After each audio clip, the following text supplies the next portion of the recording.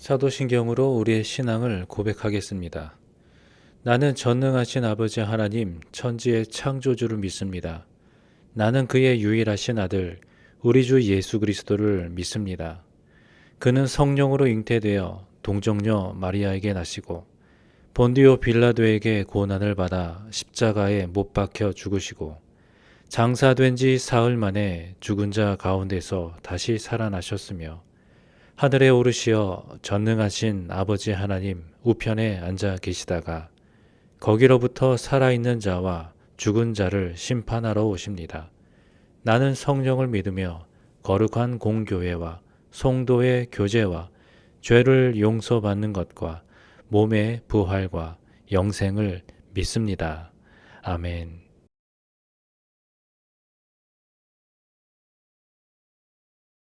우리가 함께 보고 있는 이 느헤미야서는 성벽이 완성된 다음에 공동체가 어떤 기준 위에서 다시 서야 하는지를 보여주고 있는 하나님의 말씀이죠.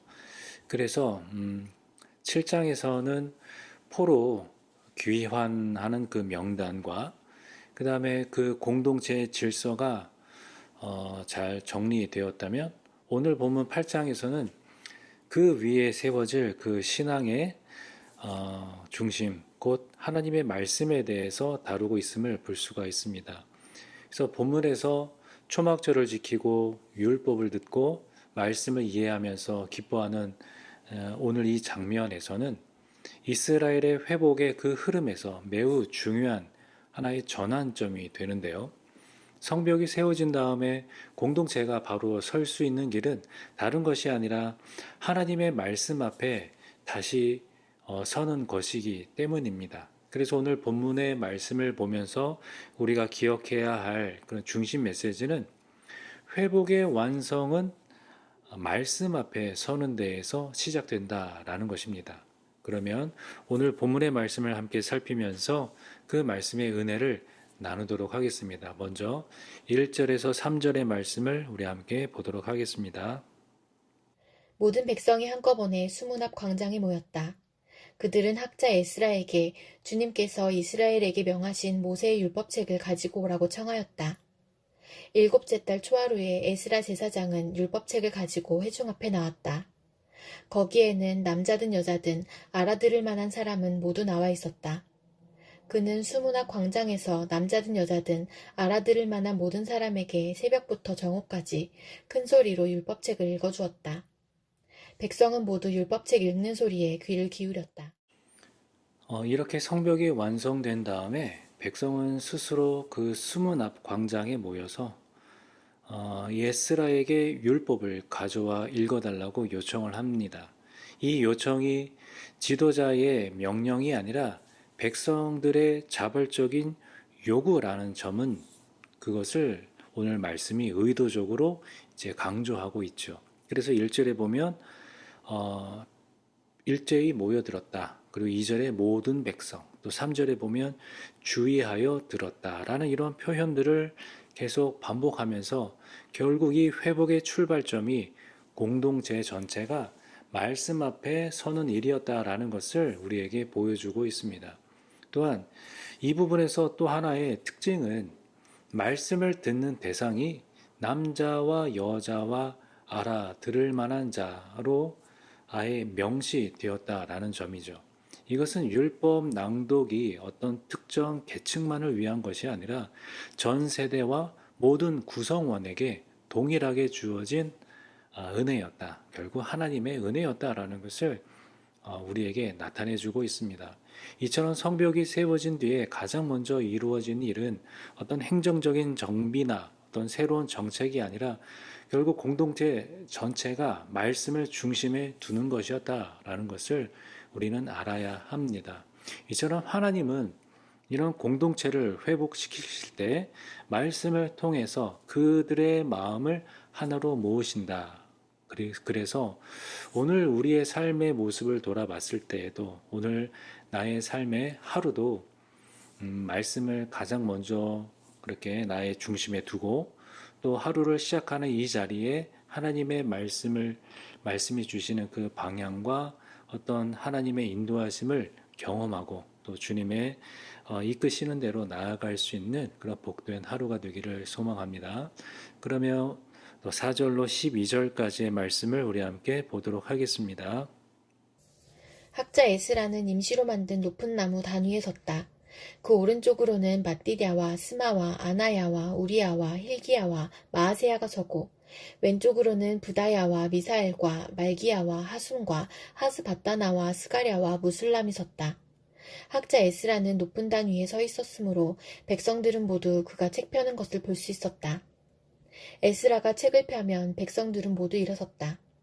에스라가 위대하신 주 하나님을 찬양하면 백성들은 모두 손을 들고 아멘, 아멘 하고 응답하고 엎드려 얼굴을 땅에 대고 주님께 경배하였다. 레위 사람인 예수아와 바니와 세레비아와 야민과 악굽과 사부대와 호디야와 마아세야와 그리다와 아사랴와 요사밧과 하난과 블라야는 백성들이 제자리에 서 있는 동안에 그들에게 율법을 설명하여 주었다. 하나님의 율법책이 낭독될 때에 그들이 통역을 하고 뜻을 밝혀 설명하여 주었으므로 백성은 내용을 잘 알아들을 수 있었다. 백성은 율법의 말씀을 들으면서 모두 울었다. 그래서 총독 느헤미야와 학자 에스라 제사장과 백성을 가르치는 레위 사람들이 이날은 주 하나님의 거룩한 날이니 슬퍼하지도 말고 울지도 말라고 모든 백성을 타일렀다. 느헤미야는 그들에게 말하였다. 돌아들 가십시오. 살찐 짐승들을 잡아 푸짐하게 차려서 먹고 마시도록 하십시오. 아무것도 차리지 못한 사람들에게는 먹을 몫을 보내주십시오. 오늘은 우리 주님의 거룩한 날입니다. 주님 앞에서 기뻐하면 힘이 생기는 법이니 슬퍼하지들 마십시오. 레위 사람들도 모든 백성을 달래면서 오늘은 거룩한 날이니 조용히 하고 슬퍼하지 말라고 타일렀다. 모든 백성은 배운 바를 밝히 깨달았으므로 돌아가서 먹고 마시며 없는 사람들에게는 먹을 것을 나누어 주면서 크게 기뻐하였다. 이 부분에서 에스라가 높은 나무 강단에 서서 말씀을 읽고 백성들은 일어선 채 말씀을 받는 장면이 이제 기록이 되어집니다. 이것은 단순한 예식이 아니라 말씀을 공적으로 듣는 그런 모든 그런 행위가 공동체 중심에 세워졌다라는 사실을 오늘 말씀은 우리에게 보여주고 있죠. 여기서 특징적인 부분은 7절에서 8절에 대한 부분인데요. 레위 사람들이 백성들 사이에서 7절에 보니까 율법을 깨닫게 하고 또 8절에 보니까 낭독하고 또 해석하여서 백성으로 그 뜻을 깨닫게 하였다라고 두 번이나 깨닫게 한다라고 이렇게 표현이 반복되고 있습니다. 이렇게 느헤미야는 말씀을 듣는 것보다 말씀을 이해하는 것에 더 큰 무게를 두고 있는 부분이죠. 그래서 9절에 보니까 말씀을 들은 이 백성들은 울었지만 지도자들은 이날이 참 성일이기 때문에 슬퍼하지 말고 하나님이 주시는 그 기쁨을 누리라고 이제 권면하고 있습니다. 이렇게 그들의 반응이 단순한 감정이 아니라 말씀을 깨달음에서 나오는 하나의 큰 변화였음을 우리로 하여금 알게 해줍니다. 이렇게 하나님의 말씀은 단순히 어떤 전달하는 데에서 멈추는 것이 아니라 그 말씀이 듣는 사람으로 하여금 이해가 되고 또 말씀에 새겨지도록 하나님께서 우리를 그곳에까지 우리를 인도하시는 것이죠. 그래서 오늘도 우리가 이 말씀을 읽을 때나 들을 때에 우리로 하여금 깨닫게 하시고 이해하시는 그런 하나님의 인도하심을 우리가 구하면서 이 말씀대로 우리 생활 속에서 실제로 살아낼 수 있는 그런 우리의 복된 삶 그리고 거룩한 삶이 되기를 소망합니다. 그러면 13절에서 18절까지의 말씀을 계속해서 함께 보도록 하겠습니다. 이튿날에 모든 백성을 대표하는 각 가문의 어른들이 제사장들과 레위 사람들과 함께 율법의 말씀을 밝히 알고자 하여 학자 에스라에게로 갔다. 그들은 이스라엘 자손은 일곱째 달 축제에는 초막에서 지내도록 하라는 주님께서 모세를 시켜서 명하신 말씀이 율법에 기록되어 있는 것을 발견하였다. 또한 그들은 책에 산으로 가서 올리브나무와 들올리브나무와 소기나무와 종려나무와 참나무의 가지를 꺾어다가 초막을 짓도록 하라는 말이 기록되어 있기 때문에 그 말을 이스라엘 자손이 사는 모든 마을과 예루살렘에 널리 알려야 한다는 것을 알게 되었다. 그래서 백성은 나가서 나뭇가지를 꺾어다가 지붕 위의 마당과 하나님의 성전뜰과 수문 앞 광장과 에브라임 문 앞 광장에 초막을 세웠다. 사로잡혀 갔다가 돌아온 모든 사람이 초막을 세우고 거기에 머물렀다. 눈의 아들 여호수아 때로부터 그날까지 이렇게 축제를 즐긴 일이 없었으므로 이스라엘 자손은 크게 즐거워하였다. 에스라는 첫날로부터 마지막 날까지 날마다 하나님의 율법책을 읽어주었다. 백성은 이래 동안 절기를 지키고 여드렛째 되는 날에는 규례대로 성회를 열었다. 13절에 보니까 둘째 날에 족장들과 제사장들과 레위 사람들이 율법의 말씀을 더 깊이 살피기 위해서 에스라에게 다시 모였다라는 것을 알 수가 있습니다. 여기에서 느헤미야는 말씀을 들은 다음 날에도 계속해서 말씀을 연구하려는 그런 태도를 본문을 통하여서 강조해주고 있는데, 그 과정에서 그 백성들은 14절에 보니까 여호와께서 모세를 통하여 명령하신 바 초막절을 지키라라는 그런 규례를 발견하게 되죠. 이것은 바벨론 포로 이후에 거의 지켜지지 않았던 그런 율법이고 또 그들이 잘 몰랐던 규정이었습니다. 이렇게 그 말씀에 대한 하나님의 명령을 발견하니까 그들은 즉시 산에 올라가서 나뭇가지를 가져오게 되고 또 성안 곳곳에 초막을 세우면서 그 절기를 지키게 됩니다. 이렇게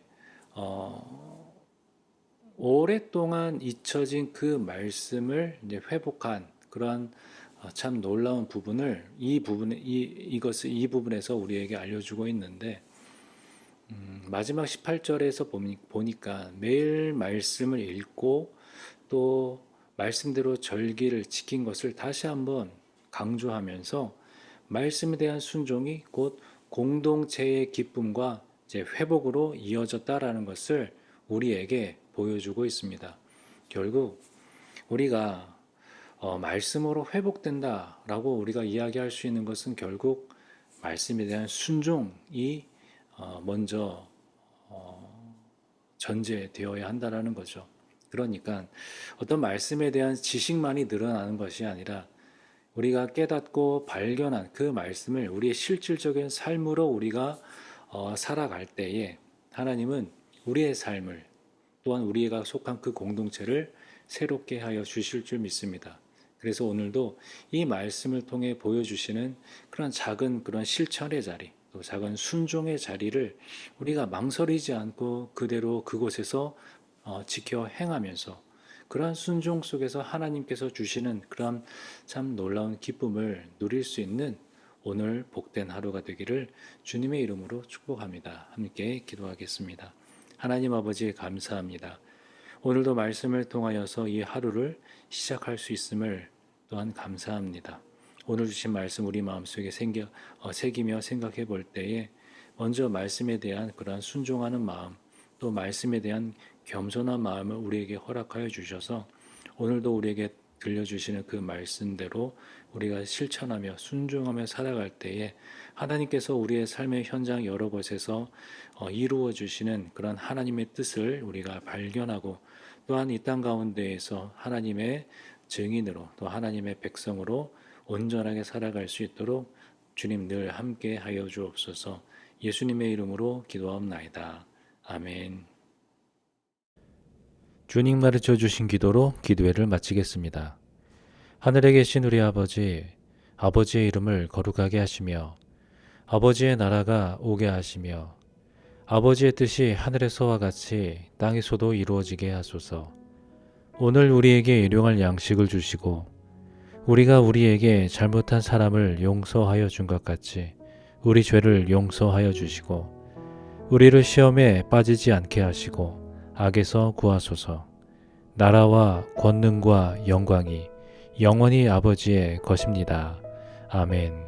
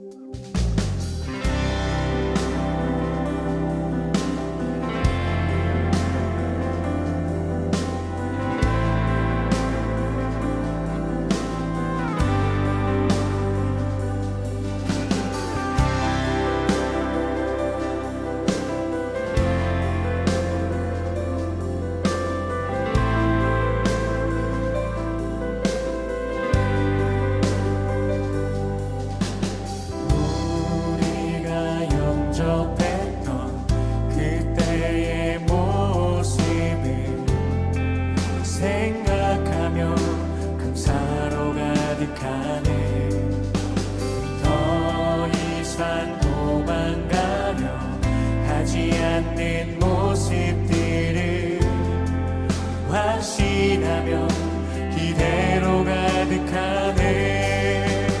우리가 영접했던 그때의 모습을 생각하며 감사로 가득하네. 더 이상 도망가려 하지 않는 모습들을 확신하며 기대로 가득하네. 우리 다시 주께 나가네. 감격의 그 자리로. 아멘. 우리 지금 다시 일어나 은혜의 그 자리로.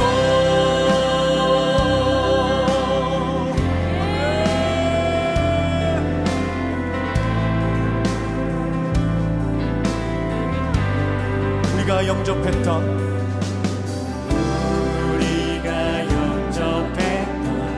그때의 모습을 생각하며 감사로 가득하네. 더 이상 도망가려 하지 않는 모습들을 확신하며